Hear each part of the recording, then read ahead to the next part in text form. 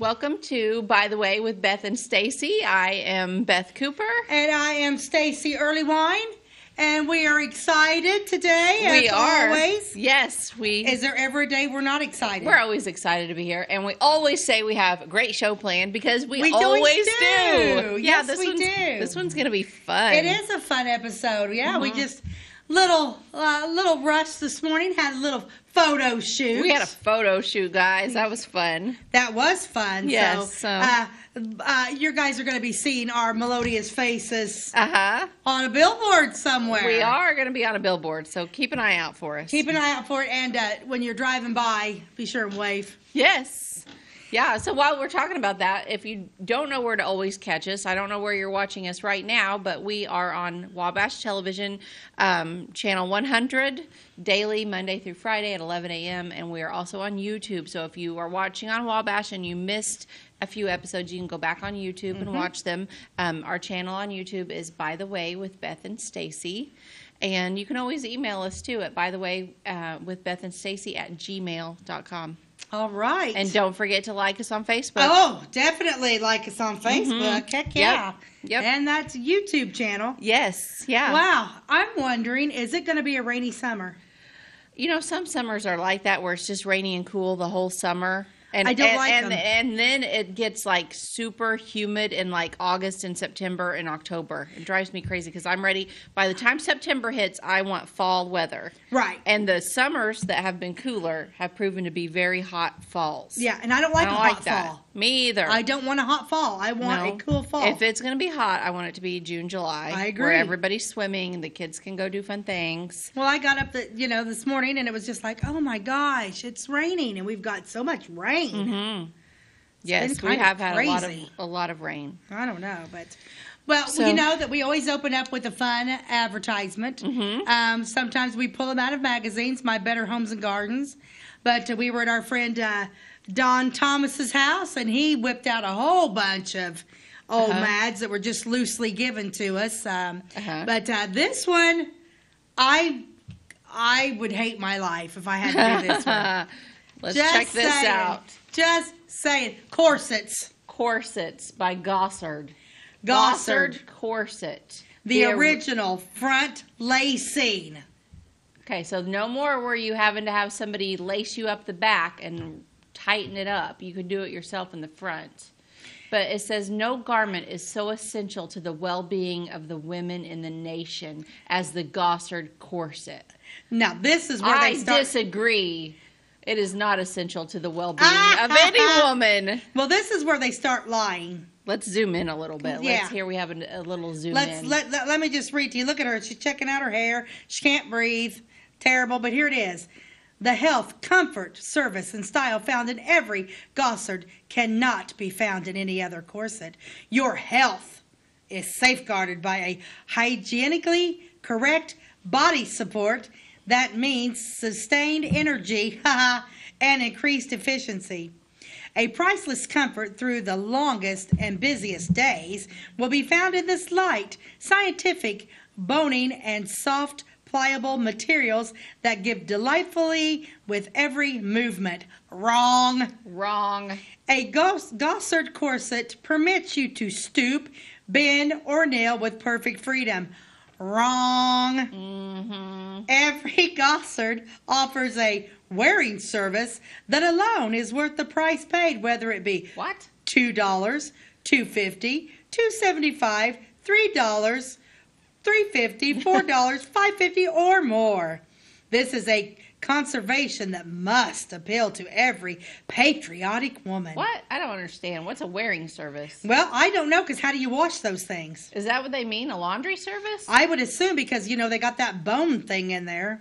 Yeah? Okay, keep Gossard corsets give inimitable style and ideal proportions to every type of figure, and so permit a pleasing dress economy by enhancing the beauty of the most inexpensive frock or suit. So even if you buy a cheap dress, boy, if you buy this expensive corset, you're going to look good. Yes. Oh, my. The H.W. Gossard Company, Inc. is out of Chicago and New York. I'm Oh, get this. They also sell them in Toronto and Buenos Aires. Ooh, Buenos Aires. Oh my. How funny. Wow. is Priceless comfort, wearing service, inimitable style. Yeah. My health would be safeguarded by wearing this corset. Yeah. Can I just say that I am so glad that we do not have to wear corsets? Oh, I'd lose my mind. Shoot, just in some of the cemetery tours Oh, yeah. or something, we've had to put them things on. Oh, yeah, I don't know. I've worn periodic period clothing. Liars. That yes. They are it's not horrible. bendable. No. You said, Yeah, but my posture is very straight. I will say that the reason that people back then had such good posture is because they were forced into it. Right, no, I don't have good posture. My posture's not great either, but I mean, gosh, if you were wearing one of them night and day, it would be. well, because you can't move. Mm-mm. And think about it. These, how hot. In the South, these ladies, I mean, like if you're up north, okay, I I'm don't gonna even give know you how a they little bit. survived. I don't either. And those Southern women down there and all that, I never did figure out how they could handle all that. I don't know. How interesting was Yeah, that? that's interesting. And just, I mean, because how many of us honestly have seen a corset advertisement? yeah, no, I never have. That was the first one for me, but I am so glad I do not have to wear one. Me either. But I And guess I'm it's pretty easy. sure that So Gossard just- was a man. Those are all invented by men. Well, so was the brassiere. Did you know that? No. That the bra. Funny, just real quick. Actually, it was a Nazi, a German Nazi, who invented the brassiere, and his name was Arnold Titzling. Oh my. That's where all that terminology come from. Titzling was the name of the. Oh my. Yeah, Arnold Well, the more Titzling. you know. He was a German inventor, and he invented the brassiere. Of course, the man would Yeah. invent that. Huh. Yeah, just a little Right. case trivia. But if the brassiere replaced the corset, maybe it was a good thing. Did it kind of replace it Oh, eventually? absolutely. Yeah. Yeah. So, Yeah, you know, yeah, I don't know. I don't know, but oh, Yeah, so today my son's, one of his assignments that he had to talk about at school was he had to go back to school and explain what the phrase meant about every cloud has a silver lining. okay. So he asked me to explain that to him. Okay, and how did you explain that? Well, just like, you know, even a bad situation can sometimes have a good bright side to it. You just have Right. to look for it. And we Right. kind of went over some examples, but one example would be this Nazi bra inventor because it's a bad situation that he invented that. But at the same time, the silver lining is that maybe that replaced corsets. Maybe True. that's why I'm not wearing a corset today. You know what? I like the way you look at things. Mm-hmm. Yeah. Bright Yeah. ray of sunshine all the bright time. way, that's your silver lining, isn't it? Yeah, but it is kind of crazy. I don't know. I Yeah. came across that ad and was like, whoa, what is that? So I Yeah. shot you a message and was like, Yes. that's the coolest thing. Yeah, that's a cool one. Yeah. Yeah. Thanks, Horrible. Dawn, for that ad. That was What a are good we one. talking about today? We're going back in time. We are going to go back a to little the bit, aren't we? 1920s in Clay County, and we're going to focus on a man whose name keeps coming up in almost every article I read about the 1920s. Right. His name is Edward Cogswell. I want to read off because he's a sheriff, He's correct? a sheriff. He was Okay. the Clay County sheriff. Before we dive into him, because we Mm-hmm. have a lot, I was just going to kind of give everybody a little bit of a Sure, tell me. history on our sheriffs of Clay County. Okay. Our first sheriff came to Clay in 1825. Oh, wow. So Clay County, these are sheriffs of Clay County. Because Flora didn't form until 1854. Right, So that was, quite a ways ahead of yeah. Flora. Okay. How fun, right? Mm-hmm. So 1825, Thomas McCracken. 1826, James Nash. 1827, George Riley. 1828, James Wickersham. He was a Black Hawk Indian War veteran. So some of these are only serving for 1 year as sheriff. So we Yep. probably didn't have terms, maybe. Yep, here we go where we go. Okay. And then 1830 is James again. Okay. Robert Toller from 1831 to 1834. He had a son in the Civil War, 5th Illinois Cavalry, killed by Indians while crossing the plains after the war. Ugh. Lived through the war and then got killed by Indians on the way home. Yeah. 1834, went there. 1839, Joseph Maxwell. 1840, Thomas Gilmore. 1842, Edmund Jones. 1844, Robert Toller again. Okay. 1848, Strother Walker. He was in the Black Hawk Indian War veteran. 1850, Stephen Hardin. 1853, here comes this. How would you say Strother? Strother? I guess. Strother Walker again. 1854, Colonel Henry Neff lost 2 sons in the Civil War. 1856, Henry Phelps. 1858, B.F. Reynolds, Civil War veteran. 1860, Henry Phelps. 62, Henry Hortenstein. 64, James Gammon. 66, Walton Finch. 68, Thomas Monaco. 1870, John Tanner, who was later the governor of Illinois. Yeah, we'll talk about him one day. Yeah. 1872, Robert Gray was a Civil War veteran. 1874, Looker Nixon. Oh, I like him. Yeah. That's a cool name, Looker. 1876, Silas Holloway. Oh, I have a son named Silas. 1878 and 80, Elias Vickery. 1882, Robert McCollum. Wow, there's been a lot. We're not even in 1900 yet. 1884, Robert McCollum again. 86, Solomon Miller. 1990, Wilford. You mean 1890? I'm sorry, 1890, Uh-huh. Wilford Macaulay. 1897, John Tolliver again. Okay. 1898, Isaac Holliday. Now we're in the 1900s. So in 1902, Andrew Eichmeyer, Okay. and he served till 06. Okay. Henry Hord in 06. 1910, William Thrash. 1914, Edward Cogswell, who we're going to cover today. We're going to talk about him today. 1918, Hiram Macaulay. 1922, Edward Cogswell. He served 2 terms. 1926, Ira Speaks. 1930, Pearl Speaks. 1934, Grover Krutzinger. Here again, 1938, Ira Speaks. 1942, J.I. Hornbuckle. He served till 46. 1946, Jack Johnson. 1950, J.I. Hornbuckle. 54, Harry Sprout. 58, Walter Welsh. 62, Robert Van Dyke. 66, William Heiser. 70, James Sulzberger. 78, William Thompson. 84, Greg Johnson. 1990, Lee Riker. And the last one in this book in 2005 was James Sulzberger again. And our current sheriff is Andy Myers. And our I current can't sheriff- remember if and someone we've lost. served between Sulzberger and Myers. I don't remember. Oh, I would think because it would have to be. Cause Yeah. how long's Andy? Because the last James Sulzberger was in 2005. I think there was one in between there, but the book goes to there. But real quick history there. Yeah, and it's already time for a commercial. So Oh, when we come back, oh, we're yeah, going to talk we're- about Cogswell. Yeah, we're getting there. Yep. At your locally owned Napa Auto Parts stores in Flora and Louisville, you can count on experts to have the solutions to keep you running on the road or in the field. More than just your car, the Napa Auto Parts stores in Flora and Louisville carry a large inventory of Napa products for farms, heavy trucks, and just about everything that moves. Experienced associates understand your needs and are ready to help with the perfect part at a great value. That's Napa Know-How at your locally owned Napa Auto Parts stores in Flora and Louisville.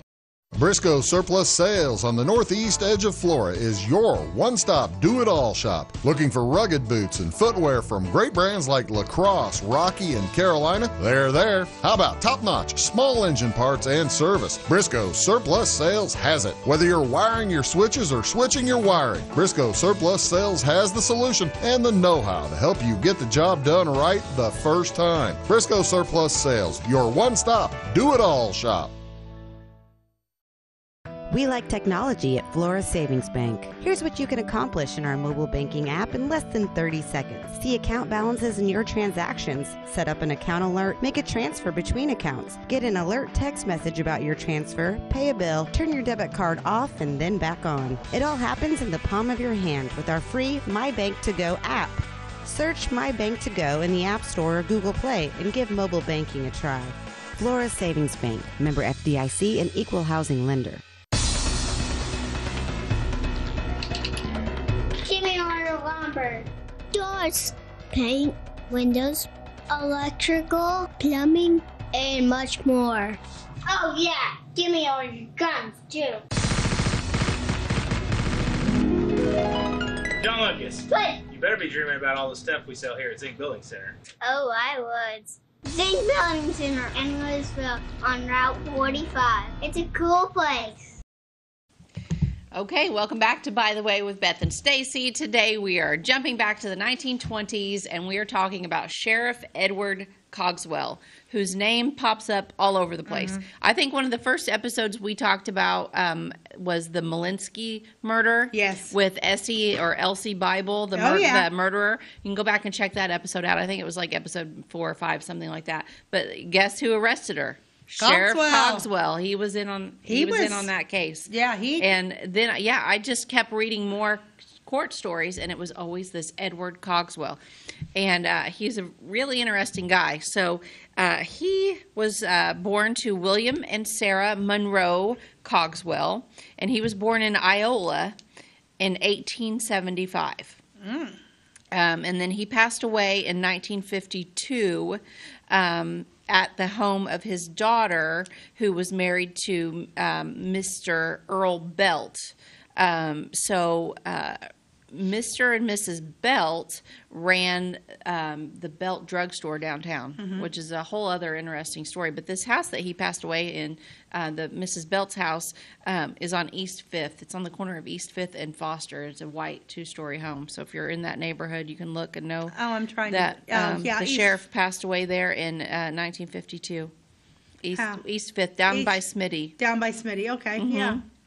Yep. Huh. So he was quite impressive. I mean, he was, what was the saying, always got his man? yes, he always got his man. Yeah, I'm telling you, he was not, he meant business. You didn't mess with him. No one screwed around with him. He was. No. I think he was a really kind guy because it talked about some of his favorite sayings and his scriptures and songs that he loved. I mean, I think this guy had a really good heart, but he was also, he took his job seriously and he got the bad guys off the streets. He was there to protect. So Curly Belt was his son-in-law. Ella Belt was his daughter, and I believe they only had the one child. He went to school in Clay County. He went to Ewing College in Ewing, Illinois, and I don't even know where that is. I've never heard of that. And then in 1897, he married Rose Ella Crum. Where was she At from? the home of her parents near Iola. Iola, so Yes. small town boy. So it does say that he had 4 daughters, but 3 of them died in infancy. Ella is the only one that survived. Can you even imagine? No. I know back then it was common to lose infants, but 3 out of 4? Oh, no. man, that's heartbreaking. So let's see, what else? He ended up serving as deputy sheriff for 1 term, and then he went on to become the actual sheriff for 2 terms. Said he had a kind and winning personality. He won a host of friends by sincerely sympathizing with his loved ones. And he was just, people had a lot of really good things to say. But what, there's so many cases he was in. It says his family moved to Louisville around 1900. And the first time he was elected sheriff was in 1914, and then he was again elected in 1922. So he was sheriff during a lot of the Prohibition stuff. Okay, so You gotta love that. You gotta love that. Now, Yes. before we go into the Prohibition, what was one of his first murders? Did we cover him on a first murder in one of the cemetery tours, or am I thinking something else? I think you might be. I might be confused. So he was our Prohibition guy. Yeah, he was in the cemetery tour, but I think it was in the. I don't remember. I can't say which skit because I'm torn between 2 different ones of which one it was. I don't want to say incorrectly, but so this is a story that happened in 1925.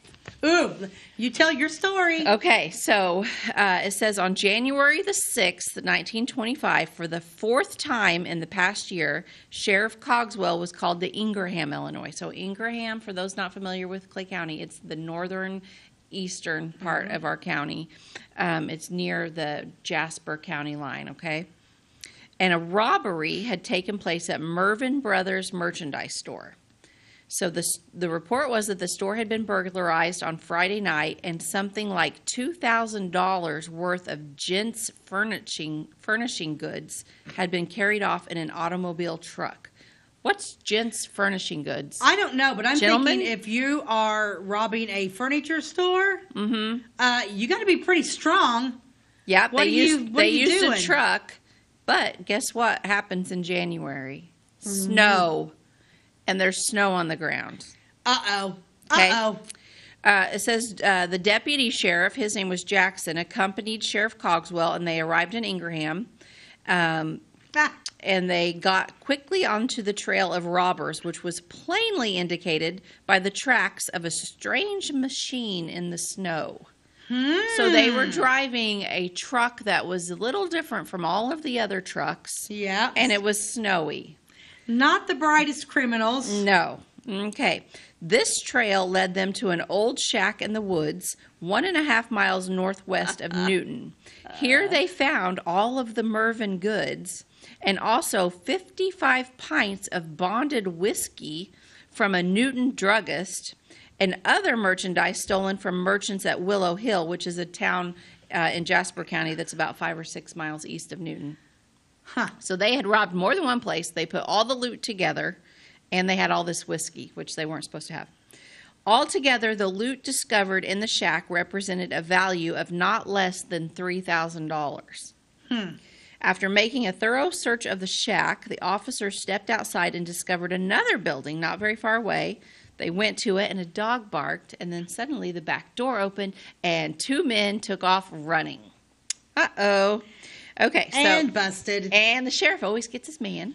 He always does. Put on a chase, him and the deputy, and in the greatest chase the sheriff and his deputy ever engaged in ensued. Through tangled and treacherous underbush and Oh, my timber gosh. down to the Emberaw River bottoms and over the ice and snow that covered land and quagmires. Okay, so Oh, my gosh. And it's Yeah. snowing. it's It's nasty. freezing, and It's they freezing. don't have Under Armour back then. They don't have Carhartt. They No. probably got some wool coat their mama made them. Okay, so the Wow. marathon sprint was maintained until the hunt reached the bottom country, 12 miles north of Newton. Here the robbers separated, and soon one was captured by Sheriff Cogswell and the other by Deputy Jackson. So they split up. Each one got a man. Okay. Several shots were fired by the officers during the chase, which had no effect save to hasten the fleeing men who, in their hurry, had left their arms at the shack. The men, giving their names as Charlie Hayes and Ray Bell, were brought to Louisville and safely landed in the county jail on Saturday night. Monday afternoon, they were arraigned in Esquire Holliday's court, where they waived examination and were bound over in the March grand jury at the sum of $3,000. Well, So- 3,000's, you know. Yeah. How funny is Yes. The Mervyn goods were returned to the firm without loss, and in a money sense, they represented the greatest robbery ever effected in Clay County. And Sheriff Ed Cogswell and Deputy Sheriff Jackson, by the capture of the robbers and the return of the goods, have achieved a man-sized job and deserve the unstinted praise of all law-abiding citizens. So both Hayes and Bell were ex-convicts, and both had records as safe blowers and robbers. that? Wow. Mm-hmm. And what was the bad guys' names? Bell and Hayes. Were they from here, I wonder? Charlie Hayes and Ray Bell. I I understand like the liquor, and I understand, but I don't understand the furnishings. Mm-hmm. I don't understand why man. you would. Yeah. I mean, would that be something that would have been really expensive? I mean, would you guess. resell that? Uh-huh. So the state's attorney of Jasper County said to Sheriff Cogswell, so Cogswell shows up in Jasper County and was like, hey, I caught these 2 bad guys. And the state's attorney over there says, quote, Mr. Sheriff, these men are my prisoners. I've been wanting them for a long time for many crimes in this county. But, sir, you have earned them. Take them along with you. Oh, now that's interesting. Uh-huh. So, real quick. So, when you're talking like this, I mean, you have earned them. I wonder if at the time, Because he chased them through the snow. you get money, and I mean, Yeah, I you don't get know. money for prisoners and stuff. I don't know. I guess their county would maybe get money. Okay, so then fast forward a little bit. It says Sheriff Cogswell's reputation for getting his man was so well known, in fact, that when another robber of the Mervyn store surfaced in Jasper County, they called for his assistance. So there had been 3 men that robbed that store. They only caught 2 of them. The other one was on the run. They didn't catch him for a while. But then fast forward to January 11th, so this is like a week later, the Jasper County Sheriff sent a note to Cogswell and said, "Come over and help us. Bring your deputy, an armed posse, and your bloodhounds. We had John Hooker, one of the Mervyn store robbers, hemmed in at a bend in the Emberaw River, 16 miles above Newton today after a long chase. We were sure we had him, but he swam the river and got away." So the Jasper County Sheriff tried to catch the third guy, couldn't get him. So they call Cogswell. They call Cogswell a county away and say, "Hey, we need your help. You got to help us get this man." So, of course, Cogswell did. He got his posse together. They went. They were able to pick up the scent. They trailed Hooker for about 5 miles. I don't recall ever calling Snowfall lively. It was a lively one, folks. I'm saying it was probably pretty thick. And the scent was lost and the chase abandoned. The Clay County officers returned to Clay County unsuccessful in this attempt despite their valiant efforts. John Hooker was also an ex-convict known to be armed with a Winchester pump gun for which his father had purchased several shells. So they continued tracking this man for a while, and I will say that they eventually did get him. And you're talking. I mean, they don't have radios and they don't have call forward. They don't have it. Whenever these sheriffs and stuff track they physically ran them down. So back to the truck. They were tracking that truck, and it was a weird vehicle. It was a strange machine, they called it. So this trio, these 3 men, Hayes, Bell, and Hooker, had loaded all of their plunder, everything they had stolen, into the back of this Ford truck, and they had headed toward Newton to the home of Hayes and Hooker. And the machine had a smooth front tire and 2 or 3 different makes of tires on the other wheels. So all 4 tires were different. This was a Oh my goodness. This was a hodgepodge of tires on this old Ford truck. Well, that made it pretty easy to track down, and with the snow on the ground, this enabled the officers to track them without difficulty. So that's how they, tracked them straight to that little cabin. So the funny thing about Hooker, the reason that they said that he got away is it says Hooker, fleet of foot, presumably from chasing chickens. I don't know if he had a chicken farm or what, but he was fleet of foot, presumably from chasing chickens, outran all of his pursuers. Well, let's talk a little bit after we run to our next commercial break here. We'll be back. If you're looking for a loan for your brand new home, call Clay County State Bank. If you want to transfer money so your future will look sunny, call Clay County State Bank. We got checking and savings and bill pay too. An online banking, just ask our crew. For all your banking needs, we think you will agree. Clay County State Bank is the place you need to be. Clay County State Bank. At Clay City Banking Company, we're all on the same team, regardless of zip code. At home, work, school, or across the country, you can be part of our team with our cutting-edge mobile banking products. From your hand, you can check balances, transfer money, make deposits, and pay bills. Looking for a loan? We've got you covered with our mortgage, agriculture, commercial, and consumer loans. Join our team today. Clay City, Flora, Louisville, and Fairfield Banking Companies. We're the hometown banks, member FDIC, and equal housing lender.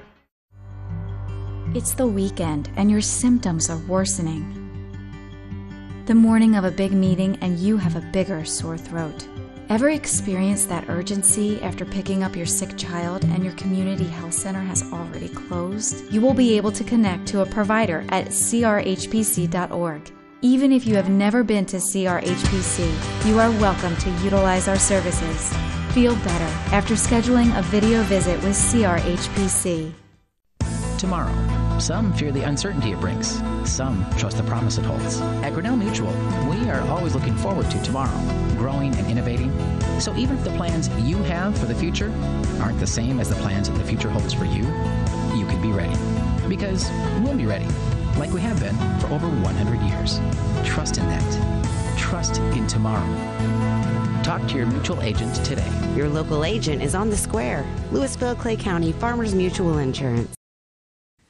Okay, welcome back to By the Way with Beth and Stacy. Today we're talking about Sheriff Cogswell. Sheriff, I just like his name. I do too. Edward Cogswell. Edward Cogswell. Yeah, it's just a...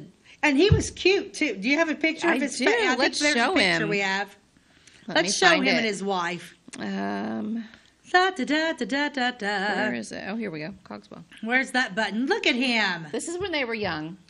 But yeah, what a sweet couple. I mean, yeah. I love them. I love that background. And his daughter that survived, Ella, I actually met her when I was young. How'd you meet her? Actually, my mom, I think, cleaned her house for a while when I Really? was pretty young. Yeah, Yeah, I I remember was- going to her house, and I thought it was like this really cool. I liked old houses even then. Yeah, It because was a there's cool house. That's a picture of his young. This picture is really small, but I don't know if you saw this picture of him. He was I very didn't. handsome. I didn't. I don't Yeah. know. We'll maybe hand that off to Ty maybe and see if he Okay, can. yeah, maybe if he can zoom give- in on- our next commercial. Yeah, We'll see if because he he's can- very handsome guy.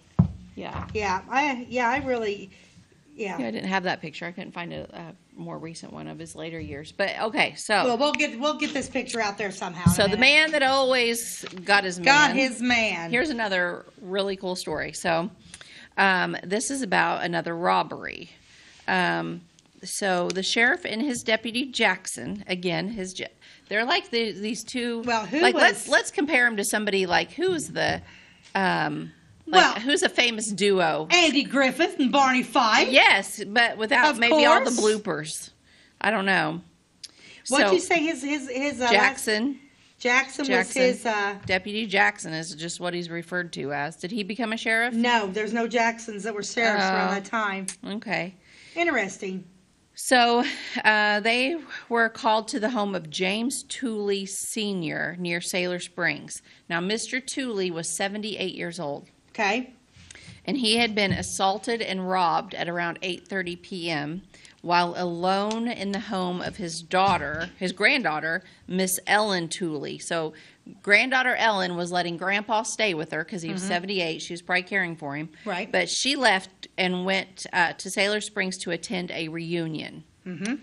Meanwhile, What's our year on this one? this is I think 26. I don't have it Oh, on. okay. I don't have it on this page. But this man named Ernest Griggs, he was 22 of Heron, had been in Clay County. He was working for Ben Sharp on the Chaffin Farm southeast of Clay City, and he and his nephew Floyd Wells, who was 17, were cutting coal props on the Chaffin Farm. I don't know what that means. I don't know either. And the sheriff showed up and arrested Griggs, and Wells escaped. But this is what they did. First of all, they broke into this home, and it says the quote is, the bandit ordered his victim to go to bed after relieving him of his pocketbook. And this, I'm gonna steal from you, but go to bed. go to bed. Hand me your me your wallet and stuff. go to bed. I think Huh. they were. I don't know. Weird. And then they took a shotgun, and they made him tell them. They made Mr. Tooley, the 78-year-old man, tell them the whereabouts of all of the other money in the house. So some bills were in a tin can in the kitchen, and these were quickly taken. Then, in order that he might escape without the alarm being given, he marched his victim at the point of the gun to the barn. And when he returned to the house later, he had gone. When Mr. Tooley returned later, the men had gone. Wow. Mr. Tooley knew to wait until the moon arose, and he found his way across the field to a neighbor's house by the name of Tot Harrison. Tot? I kind of like Harrison. that. Who immediately took him to Sailor Springs to Dr. Shore. Now, when we talked about Sailor Springs, I think we mentioned We Dr. did. Shore. Yep. He came there later. He wasn't there in the grand heyday, but he was there a little later. Who dressed the wounds and called Sheriff Cogswell, who, after arriving and investigating what he could in the darkness, called the Bloodhounds from St. Elmo, which were on the grounds early Sunday morning before going into a station. The next day they went to a station that was robbed. But so they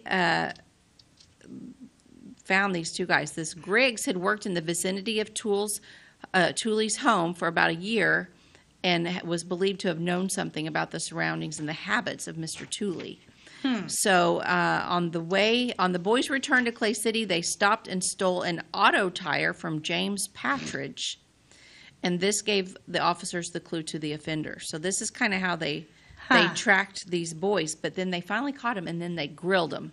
Oh, They wonder took what him an in and they interrogation grilled was. him. Wonder what that was like back in the day. I'm thinking of Blue Bloods right now. Yeah, and I think it was probably pretty severe. So it says, after about 2 hours of sweating and grilling, young Wells told the story of how he and Griggs drove over to a point on the road east of Mr. Tooley's home, parked their roadster, and walked across the field west to the Tooley house. Wells remained in the road and claims to know nothing more of what happened. So he's saying he was the getaway driver. Right. All he did was drive the car. Only that he saw the light flashed in Tooley's face and Griggs struck him and knocked him down. Okay, so one's saying all he did was drive the car. But anyway, on the morning of the arrest, Griggs, the dad, ended up driving. They said they persuaded the father, his name was Alvin Wells, to drive his son Floyd to Louisville. So that's the one that they hadn't caught, but they did know, they figured out who he was and had the dad drive him in. Now, can you imagine being like, son, what did you do? Oh, I beat up an old man and I robbed him. Oh, my gosh. And, okay, I'm driving you to the sheriff's office. Well, because parents wouldn't do that today. They'd be like, oh, no, I'll lie and tell them that. It wasn't you. We'll figure out a way to tell them it wasn't you. We'll figure out a way to tell them it wasn't you. And don't ever do that again, babe. That's bad news. And here, let's go get a snow cone. Yeah. It says Mr. Tooley had suffered much from loss of blood, as the great number of people who called at his home that night saw was true from the condition of the bed where he lay where he was wounded. But he was able to be at the courthouse in Louisville on Thursday, where a preliminary hearing was called by State's Attorney Clarence Smith. And young Griggs, slender and tall, was silent throughout, no questioning, but finally denied the charges. And Wells repeated the same story as he told it earlier that day. So these two were not, the two criminals were not on the same page. One squealed, told the whole story. Oh, yeah. The other one, not me, wasn't me. Didn't have anything to do with it. So the Justice Burroughs placed them under heavy bond for appearance and placing Griggs' bond at $30,000 and Wells at $2,000. So the guy that told the truth, that said he was only in the getaway car and hadn't actually done it, his bond was only $2,000. Meanwhile, Mr. Bad News, Griggs, was at $30,000. $30,000. That's quite a. Because I'm thinking a $2,000 bond's not that big of a deal back then. So then they were sent back to the sheriff Cogswell, and he put them in jail. And it says Wells will probably be released in a few days. And I don't know how long Griggs served. But it sounds like Wells, the guy that just drove the car, a few days in jail and he was done. Now, I'm sorry, but I kind of think he might have needed more than that. Well, I think if you're... I know he was only 17. Right. But did age really matter back then? I don't know. I don't think so. See, I'm thinking age probably didn't really have much to do with anything. And maybe there's more to the story. Maybe he truly did not know what the guy was going to ask him to drive the car to do. Because I'm the person that thinks just because you don't go in and rob the place, but if you're driving the getaway cars, to me, you're just as guilty as the... But maybe he had been duped by this Griggs, who was truly the bad guy. Right. Maybe they had lied to him and told him, you know, that he was going to not do anything against the law. Maybe he just said, I need you to drive me to go pick up my grandpa or something, and then surprise, here's what we're going to do. Yeah, we're actually going to rob this guy. I don't know, but that's two of the longer stories on Cogswell, but I'm serious. If you dive into any Clay County history from the 20s, there's all kinds of short little stories out there, and I've got several more to share. But because I was looking at this book that I have, and it's like, so he was first sheriff in 1914. That's the first one he was elected. Edward Cogswell. Then there was, and he served 4 years. He did 4 years, and then he wasn't sheriff again till then there was somebody in between him. Yeah, Hiram McElea. And then in 22, Cogswell comes back. I wonder. But I noticed that pattern when you read off those names, though, that anyone that served more than one term, they were never consecutive. So do you think there was a rule that you couldn't serve a consecutive term? Well, that's what I don't know. Yeah, because everybody, see, like in 1940, we have this Hornbuckle. Yeah, but he wasn't and then consecutive. there was a Johnson in between him, but then Hornbuckle came back in again. It seems like there's always a gap. Yeah. between their terms. I bet Lee Riker was our longest sheriff. Mm-hmm. Greg Johnson was from 80, but Lee Riker served from 1990 till 2005. Oh, that's. So I bet Lee was the longest. But yeah, he was a great sheriff. I like Lee. Oh, I love Lee Riker too. Mhm. He's so fun. Yes. So much fun. Yeah. So okay. Well, just for fun, I'll just well, not that any of it's fun because these. Well, it is kind of fun. Are sad stories, but one of the cases that I just got a little blurb on was a kidnapping. He arrested Rolla and Roy McQueen for kidnapping Mrs. Roy Greenwood's baby, who was under a 1 year old, and that's all I have on that story. I couldn't find anything else on it. So he arrested a kidnapper. Yeah, he got two of them. They were two kidnappers, Rolla and Roy McQueen, and I guess Mrs. Roy Greenwood was like, somebody took my baby, and he probably called in his bloodhounds. They used bloodhounds back then all the time. Yeah. Well, I mean, yeah, because how else are you going to track? Right. Well, because you're talking, and let's just talk real quick about the county. 1920, not everything's developed. Right. It's not all farmland. You know, when we talk about like the orchards and all that stuff, you're running through high grass and bush and all sorts of stuff. Think about whenever we were talking about Oskaloosa. Oh, yeah. And how whenever they just take off, how could you? And their vehicles only drove like probably 20, 30 miles per hour. And think about lights. And, there weren't city lights everywhere. It was dark whenever you took off after you left probably the city. And really, Clay County is big, really. So that would be a lot. But if you had to travel between Oskaloosa, Ingraham, Reinard, although it's kind of on Wayne County, Wayne but County line, close. But I still mean, Clay County. If you went like corner to corner of our county, it's a lot of ground to cover. It is because and then you're not even talking like even Oskaloosa. Then you're farther north, northwest. You know, because like we went to visit Jim's parents. Like Iola, is that what you're talking about? Iola area? Mm-hmm. Yeah, Clay County's a big county because it's like we crossed over coming from Robinson. We went through the countryway because I want to go through Ingraham because there's a house there in Ingraham I like, and took some pictures and just starting to get the feel for the Ingraham history. And we got into we go Clay County line. You think, Clay County, we're almost home. Oh, nope. No, it's. I mean, Clay County's big, and we have a lot to cover. But if you think about that, once you get lost in those woods, it's the moonlight. Yeah, he had to really know the land. He had to have a lot of common sense, which is something that is not common anymore. Yeah, but back then it was because people had to have it. He lived right slap dab in Flora. Now, our sheriff's office always in Louisville? I believe so. I think it was too, because our courthouse was not. The courthouse started out in Maysville, over by Clay City, and then it went to Louisville. But I always wondered about that, and actually doing the history of sheriffs and sheriff's office is kind of neat. Yeah. But we need to take another commercial break here, and then we'll come back. We'll be right back. Do you bowl like this? That's great. Do you bowl like this? That's great too. That's because whether you're a pro or you just want to have a lot of fun, at Pegel's Silver Dollar Lanes, we have a lane for you. We have galaxy bowling, gaming for kids and adults, Joe's Pizza, a full bar, darts, pool, and fresh and clean bowling shoes.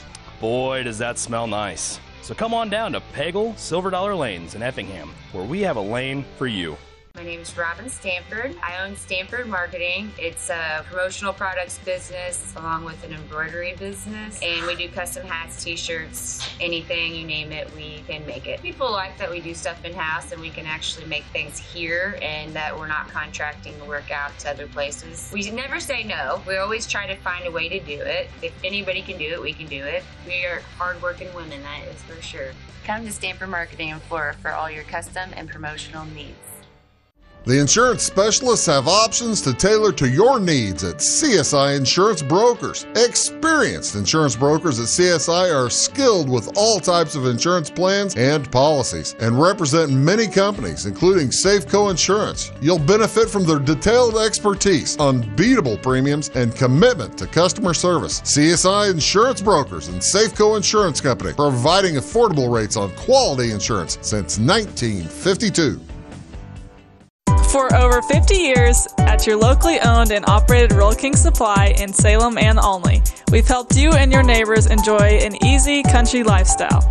We carry the most thorough sporting goods department around with a huge variety of hunting and fishing gear, camping equipment, and a variety of firearms for any need. Our team is here to help you find whatever you need. Open every day, it's Rural King in Salem and Olney, your locally owned farm and home store. Hi, and welcome back to By the Way with Beth and Stacy. I'm Beth Cooper. And I am Stacy Earlywine, and we are talking about Sheriff Cogswell. We are, and we're going to just try to zoom in on his picture of him in his later years, since I only had the one of him young. Let's see if we can do Let's this. see. I need this. Let's see. He's right here. Whoop. This is Sheriff Cogswell. Up a little bit. Right there. Oh, nope, go the other way. We're making our viewers dizzy. There we go. There he is. There we go. Look how handsome he is. Yeah, he is handsome. Yeah. Yeah. Edward Cogswell. That is, I don't know. I think I would really like him. I think I would too. He looks like a truly nice guy. Yeah, like I think he's nice very person, good looking. But not what. Yeah, he is good looking, but not somebody. He looks strong. Like not somebody you can lie to, but somebody that would Oh, Cogswell. All right, so thank you for that. Thank you. Okay, so I've got a couple little fun stories. Okay, yeah, let's talk. Let's talk prohibition again. Okay. So prohibition, you can't have alcohol. Everybody knows what prohibition is, but this is kind of a funny story. So we're going to February 11th, 1925. Okay. Okay. Poor Lawrence Felty of Xenia. Oh, yes, I remember this story. Poor Lawrence of Xenia got caught on Monday, February 11th, 1925, with some booze. Got a little booze, okay, probably doing a little Monday drive. I don't know.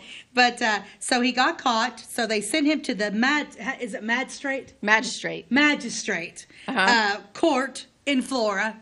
It's the city. I think that was a city court. A city court. So so here he goes. He's going to the city jail. They take him to the magistrate. Easy breezy. We're gonna fine you $100. Pay your court costs. Yes, because he had booze on his person, I think is how the article I read said. Yes. So he was carrying booze around in his pocket. Cogswell caught him. Everything's good. Yep. Not Cogswell. Cogswell's like, oh, whoa. Cogswell. No, Cogswell's got him. Oh, okay. But the thing that's funny is I don't think Cogswell thought $100 fine was enough. So that poor little feller, he went on Tuesday, February 12th, up to the Clay County Courthouse. Okay. Now we mean big time, and we're talking. He probably just had one of them little little flask on him. That poor guy was fined $300 and spent 1 year in prison in Vandalia. Yeah, they sent him to the Vandalia workers camp or something, didn't it say, or Vandalia? Yeah. I don't know. So, I mean, yeah, think about that. A year in jail because he had a little alcohol on his person. He was carrying it in his pocket. And there was no one strike, two strike, three strikes. Cost him $400 in a year of his life. And I wonder if they make deals. I don't know. I don't know, but they didn't give him an inch. Maybe he was a repeat offender. Maybe. But that seems harsh. A year in a work camp because I know it was prohibition, but dang. Yeah. It just said he had booze on his person. A year. 1 year and $400. And I think $400 is a lot of money now. Yeah. But yeah. So, and you have another fun story? Oh, we got to do this one before we do the other one. Okay. Is this the one where we needed to know if we could do the word right? Yeah. We can talk about that. The other short one I have is actually kind of sad. I don't even really like to talk about it. Okay. So, we'll just say that on the other one that I'll keep it very short because it is sad. Sheriff Cogswell got the man. He was accused, this man named Fred Centers was accused of raping an 11-year-old child. Ooh. Yeah. Very sad story, but that stuff happened even back then. And Officer Sheriff Cogswell was not going to put up with that. And that man was harshly dealt with. Good. Okay. So let's go on to talk about I like this next one. story. So maybe we should enter with, maybe I should do mine because it's not as good as yours. Oh, maybe okay. we should end with yours. We'll end with mine. Okay. You go next. Here, this comes from Belleville, Illinois, Wednesday, October 15th, 1924. Alleged deserter brought here from Clay County. Sheriff Edward Cogswell of Clay County came to the city late last night with Arthur Staggs in his custody. Sheriff Cogswell took the man to the Central Police Station and requested permission to lock him up for the night. He stated that he arrested Staggs as a deserter from Scott Field and was bringing him back to the aviation camp. Staggs was turned over to Sheriff Cogswell this morning, and that officer took him to Scott Field. The Clay County man will be entitled to a reward for the arrest of the deserter if Staggs was listed as such. Okay, so Cogswell basically found this guy in Clay County that was a deserter from what is now Scott Air Force Base. Scott Air Force Base. Yeah, over by Belleville. So he ended up in Clay County, and Cogswell was like, wait, aren't you in the Air Force? Oh, you deserted him? Oh, I'm going to take you back. I'm taking you to Belleville. And he got a reward. I wonder how much it was. I don't know, but I don't know how I feel about things like that, because I don't know. Why did he leave? Like, why did he desert him? Right, it wasn't at war. We weren't at war at the time. No. I don't know. No. I don't know. But I think Sheriff Cogswell, I think he just played by You don't screw around with him. You don't mess with him. Don't mess with that guy. No. He'll get you. But I love that this one's the best. Okay, so this is the best story. This one kind of caught me by surprise because this William Billingsley was arrested and tried, and he spent 6 months in the Clay County Jail for the charge of bastardy. So I had to check with our producer to make sure I could say that. We could say the word. And it is, we have Googled it, and the actual, it is the criminal act of bastardy is defined as any child conceived by a couple that was not legally married was a bastard child. And bastard children were also known as illegitimate children, meaning they legally had no standing in society, which is sad for the child because it is not their fault. It is not their fault. But bastardy. Yes, so he spent 6 months in jail for fathering a child with someone he wasn't married to. The question is, if this happened today, oh please, everybody'd be in jail. There'd be a lot of people in jail. It is so funny though, but think about it because it's like, who turned him in? I mean, okay, it could have gone either way. The girl probably. The girl. Okay, so you got what if it wasn't even his? What if you wouldn't even know because DNA wouldn't even been around? What if he said it's not my kid? It was never my kid. She's like, oh, yes, it is. Billie Jean is not my kid. That's right. And they're like, she said that it was, and then you go to jail for 6 months, or maybe it was the wife of the man who got the lady pregnant. The wife of the man who got her pregnant. Like he cheated and got somebody pregnant. But I wouldn't think it'd be the girl that had the child because but the stigma on the child, you have no place in society. Yeah, that was common. I watch a lot of historical documents and stuff, and it's just funny. They took that stuff way serious. Like, you know, if you were a... Yeah, your social status We both love Outlander, right? Aren't you obsessed with Outlander, I love Outlander, yeah. And I love Downton Abbey. Oh, There's a little bit of that happening on Downton Abbey. Yeah. You know. I won't give away any spoilers for those of you that haven't watched it. But if you haven't watched it and you love the 1920s, by golly, you need to watch Downton Abbey. You need to watch that. And if you just love everything, Irish or Scottish, and I love English. Outlander. Outlander is my absolute favorite series I've ever. I think I've watched that thing probably 5 times from start to finish. I can only watch it once because I read the books, and although they keep it a lot like the books, it is not the same for me. Oh yeah, I don't like to read that much. But anyway, don't watch Outlander if you don't like violence. So. Oh yeah, it is pretty fun. Yeah, it is a little violent, but it is good. And Downton Abbey, I would say, is probably rated G. Well, maybe and PG on a couple episodes. Bridgerton too is good on. I haven't watched that. I've heard good things about it. You haven't watched Bridgerton? You'll love it. Yeah, because I think I like Bridgerton better than I like Downton Abbey. What? It's better. Does it make you cry? No, well. Because I don't like shows that make me cry. If anyone says, "Oh, this is so sad," I bawled like a baby, I'd be like, "I'm out. I don't watch stuff like that." No, Bridgerton, I actually like it better than Downton Abbey. Okay. Yeah, it's just a lot of fun, and then they got this new one with the Queen and stuff. It's really good. It's all on. Okay. I think it's Netflix. I don't know. Okay, I have that. I'll look. Yeah, I'll look. So, what else do we want to say about our show? But poor guy was married. I'm assuming he was married his entire life. Mm-hmm. He was. What year did he pass? Let's see. Let me go back to that obituary. And he passed in Flora. At the home of his daughter, Mrs. Ella Bell, there on Fifth Street. He died in that house. And he was 5th 70 Street years. in Foster? Yep. East 5th Street in Foster? Yes, and it sits on the south side of the road, faces north.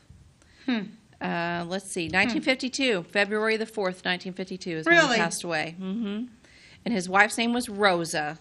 We only have a few minutes left, but we'll go back and take a look at these two because I love them. How precious are they? Look how young they are. Oh, yeah. Yeah. I bet she's got one of them corsets on. She probably does. She's probably wearing a corset from Goddard. Well, the thing about it is they didn't even eat corsets. They only weighed about 100 pounds anyway. Oh, I know. What were they sucking in? Yeah, nothing. Nothing, yeah. So, East 5th. yeah, they had the funeral services at that home. So the funeral was held there too, which was very common back then.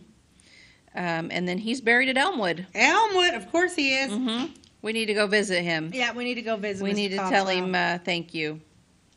Thank you for his service to our I county. think that I think he could be a whole cemetery tour by himself. Oh yeah, for sure. Absolutely. One of his favorite hymns was Rock of Ages. What's one of my favorites? The third verse of this hymn is as follows. Nothing in my hand I bring, simply to thy cross I cling. Naked come to thee for dress, helpless look to thee for grace. Foul I to the fountain fly, wash me, Savior, or I die. Oh, wow. That was his favorite part, I guess. Wow. So, anyway, good man. Served our Good county. guy. Got rid of a lot of bad guys back in the day. So, we're thankful. He definitely pulled no punches. No, he didn't. So, interesting guy. Do we have Wow. a rule to live by today? Of course we do. Let's hear it. What rule do we Rules have to live by today. Always follow through with your promises. Oh. I think that goes with Mr. Cogswell. Yeah, he was like, I promise I'll get you.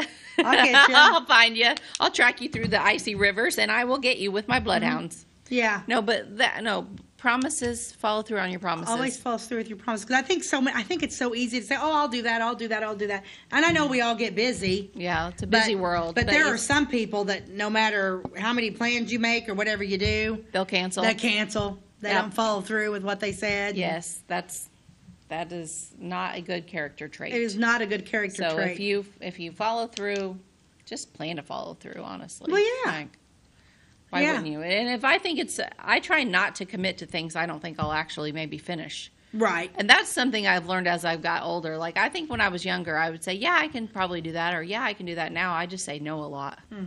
Because I just know myself just well get enough yourself- to know that I physically do not have time to do every single thing that is asked of me. I mean, I have to manage my time well. So Yeah. if that means saying no, just say no. Right, yeah. if you Only can't do it, promise you can't do things it. that you want to actually I think I'm do. trying to get a little bit. The older I get, the better I am getting at that.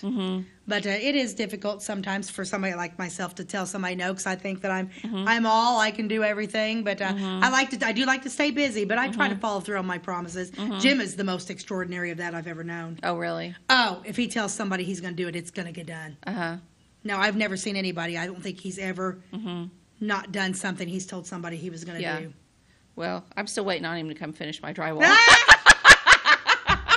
And he said he would be there, but I know that's so funny. I think he's waiting until he's off for the summer because he's been working a lot. Yeah, he did So I work. think Yeah, he he'll- retired, but he's still working. But, yeah. So, but that's fun. Yeah. So anyway, it's been a good show. Thank you for watching, and thank you for learning about Sheriff Edward Cogswell and the history of our lovely county. And we hope you'll join us again. All right. God bless you. Have a good Bye-bye. day.